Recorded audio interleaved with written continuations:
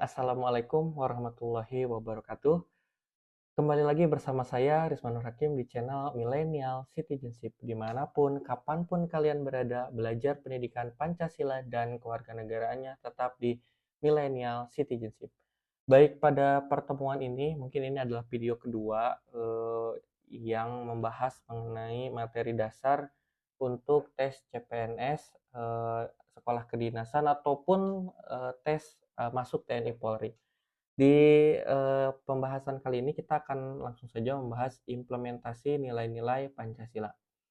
Sebelum saya memulai materinya, saya akan membahas dulu bagaimana gambaran soal yang saya ketahui atau yang berdasarkan informasi yang saya ketahui dari teman-teman yang sudah ikut tes atau beberapa referensi yang saya baca.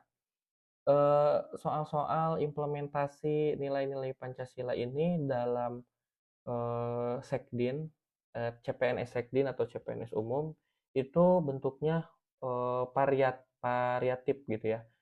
Kalau kita lihat tentu kalau di Sekdin dan CPNS itu eh, soalnya HOTS, High Order Thinking Skill. Jadi menuntut kita untuk bisa menganalisis setiap soalnya. Biasanya soalnya itu berupa praktik dalam kehidupan sehari-hari, nilai praktis atau instrumental, nilai yang berupa kebijakan, aturan yang kemudian pertanyaannya juga macam-macam. Ada yang mengkategorikan ini masuk sila berapa, ada yang di opsinya itu apa namanya?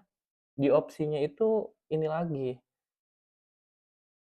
berupa tindakan yang kita lakukan, sikap yang kita lakukan.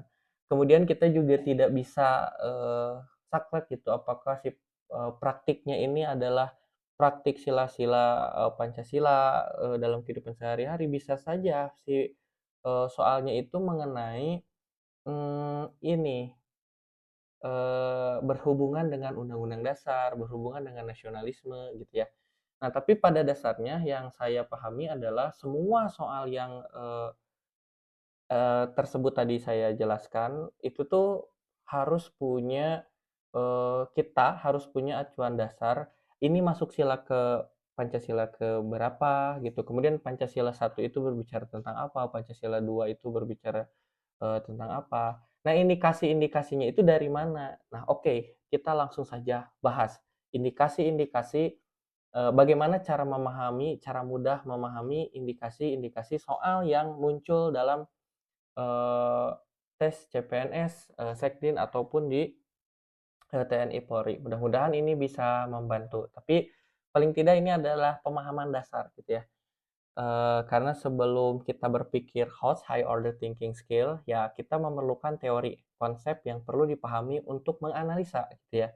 Bagaimana kita mau menganalisa kalau misalnya pemahaman dasarnya juga kita tidak paham gitu.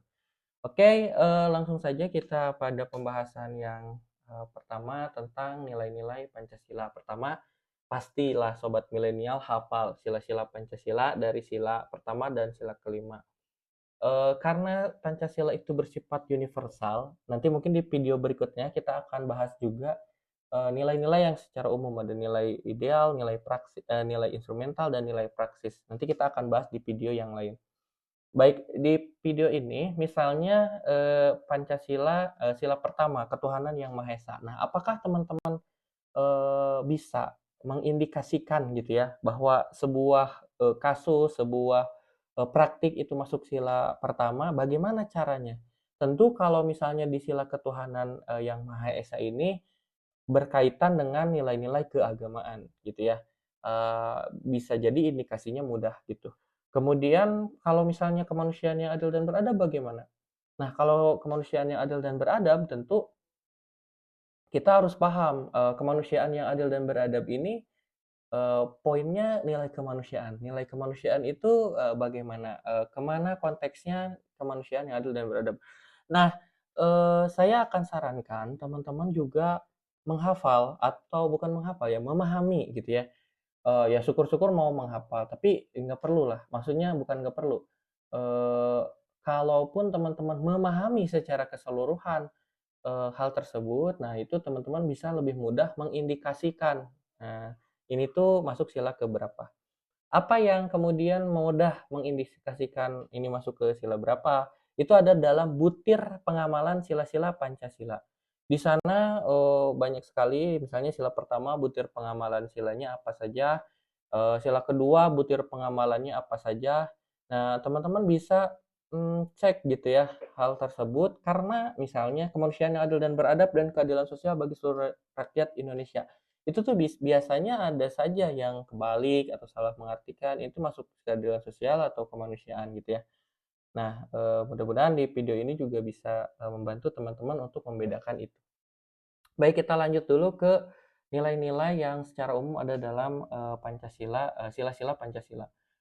Baik, untuk mempermudah, pertama, ketuhanan yang Maha Esa, nilainya itu adalah nilai keagamaan, jelas ya. Jadi, kalau misalnya berbicara ketuhanan yang Maha Esa itu berbicara nilai keagamaan. Jadi, segala sesuatu yang berkaitan nilai keagamaan, nilai ketuhanan, toleransi agama, itu masuknya ke ketuhanan yang Maha Esa.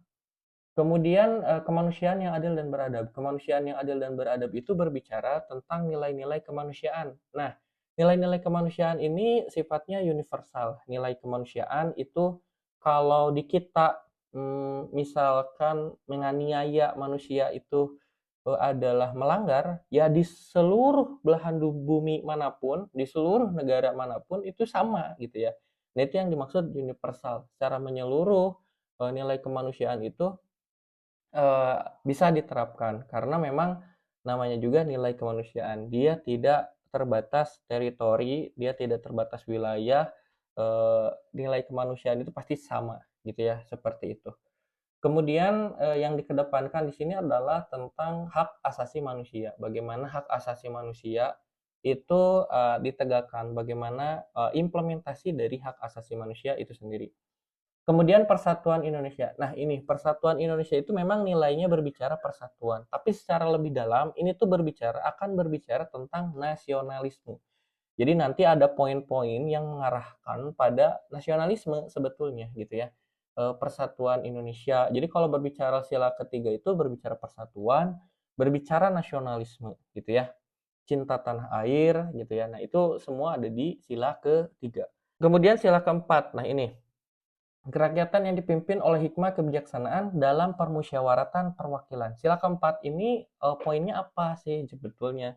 Ya tadi ya nilai kerakyatan. Tapi nilai kerakyatan yang seperti apa? Nilai kerakyatan di sini adalah nilai demokrasi, gitu ya.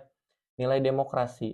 Jadi bagaimana berbicara tentang musyawarah, hak menyampaikan pendapat dan lain sebagainya. Itu tuh semua masuk nilai kerakyatan. Jadi demokrasi. Demokrasi itu apa sih? Kalau misalnya kita ambil secara sederhana, definisinya adalah demokrasi itu pemerintahan dari rakyat oleh rakyat, dari rakyat oleh rakyat untuk rakyat. Kalau tidak salah ini ungkapannya Abraham Lincoln gitu ya. Jadi demokrasi adalah pemerintahan dari rakyat oleh rakyat untuk rakyat. Jadi bagaimana rakyat punya peran besar dalam pemerintahan ya.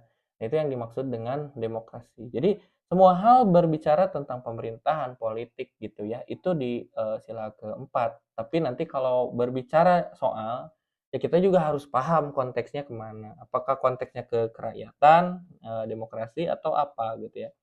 Lagi-lagi kemampuan literasi teman-teman yang harus ditingkatkan karena dalam soal TWK, tes wawasan kebangsaan, yang paling penting itu bagaimana teman-teman melihat konteks persoalan dan kemudian melihat memutuskan solusi atau memutuskan sikap, memutuskan tindakan yang sesuai dengan konteks gitu ya.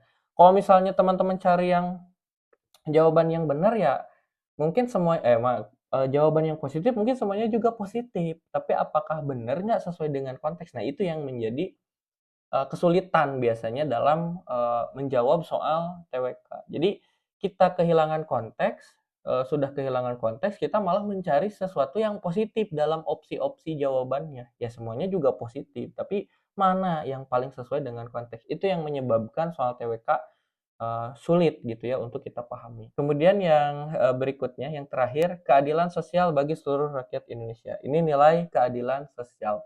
Jadi kalau berbicara ini keadilan sosial bagi seluruh rakyat Indonesia. Biasanya berbicara tentang kesejahteraan masyarakat, bagaimana keadilan yang diciptakan oleh, pemerintah gitu ya.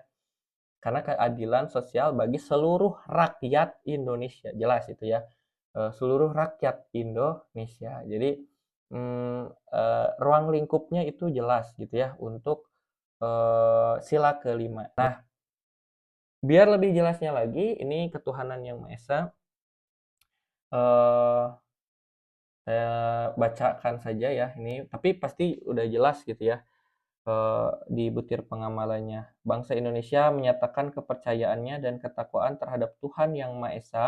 Indonesia bukan negara agama, tapi negara berdasarkan agama. Kemudian nomor 2, manusia Indonesia percaya dan takwa terhadap Tuhan Yang Maha Esa sesuai dengan agama dan kepercayaan masing-masing menurut dasar kemanusiaan yang adil dan beradab. Kemudian eh, nomor 3, mengembangkan sifat hormat, menghormati, dan bekerja sama antar pemeluk agama dan kepercayaan yang berbeda terhadap Tuhan Yang Maha Esa. Yang keempat, membina kerukunan hidup kerjasama di antara sesama umat beragama dan kepercayaan terhadap Tuhan Yang Maha Esa. Yang kelima, agama dan kepercayaan terhadap Tuhan Yang Maha Esa adalah masalah yang menyangkut hubungan pribadi antar manusia dan Tuhan Yang Maha Esa. Kemudian yang keenam, mengembangkan sikap saling menghormati, menghargai kebiasaan, menjalankan praktik ibadah sesuai agama dan kepercayaan masing-masing. Yang ketujuh, tidak boleh memaksakan suatu agama dan kepercayaan kepada Tuhan Yang Maha Esa. Kemudian Pancasila sila kedua, ini butir pengamalannya. Yang pertama, mengakui dan memperlakukan manusia sesuai dengan harkat dan martabatnya sebagai makhluk Tuhan Yang Maha Esa.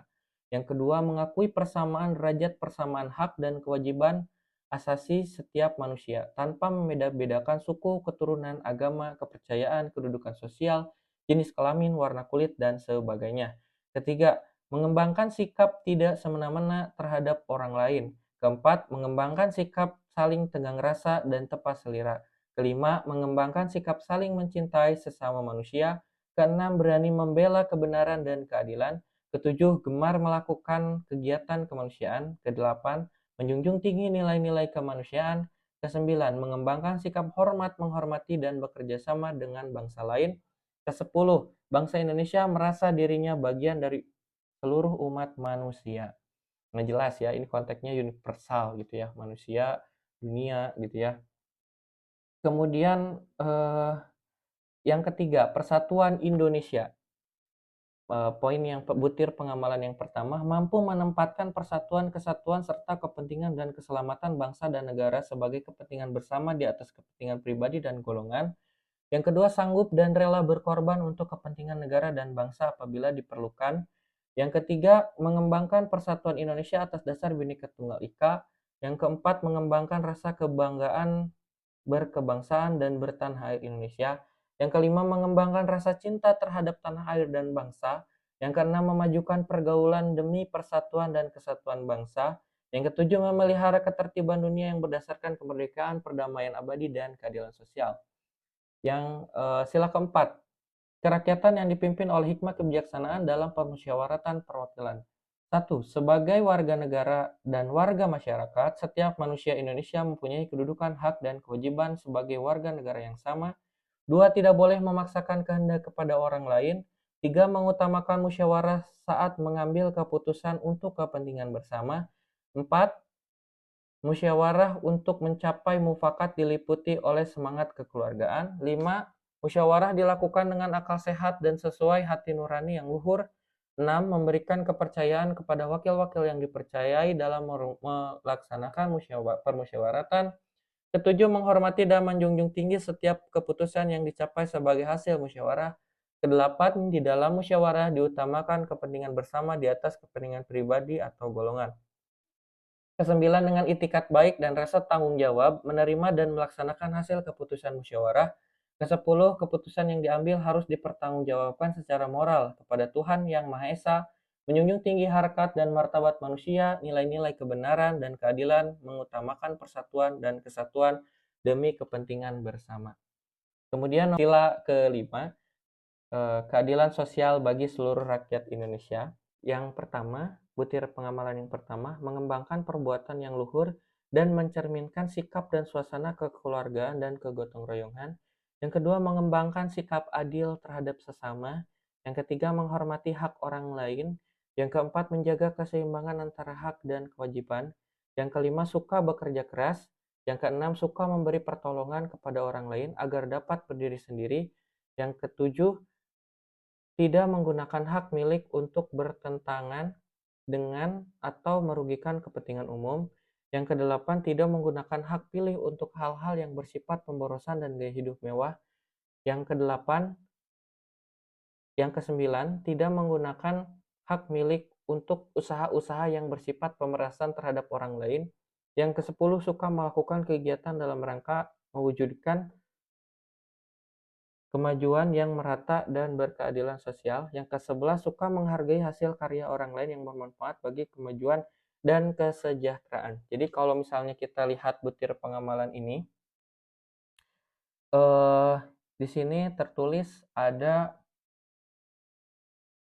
mengembangkan perbuatan yang luhur dan mencerminkan sikap suasana keluarga dan kegotong royongan. Jadi gotong royong, kemudian tadi ya eh, membantu orang lain agar dapat memberi pertolongan kepada orang lain agar dapat berdiri sendiri, itu juga masuk ke sila kelima. Jadi jelas ya, kalau misalnya teman-teman memahami setiap butir pengamalan sila-sila Pancasila, saya kira teman-teman akan lebih mudah gitu untuk mengindikasikan ini masuk sila mana, ini masuk sila mana gitu ya. Mungkin itu saja untuk video kali ini. Mudah-mudahan bisa bermanfaat dan menambah pemahaman teman-teman. Kalau misalnya ada kurang-kurang atau ingin ditanyakan, mudah-mudahan saya bisa menjawabnya. Silahkan tulis pertanyaannya atau request videonya di kolom komentar. Terima kasih atas segala perhatiannya. Wassalamualaikum warahmatullahi wabarakatuh. Salam dan bahagia.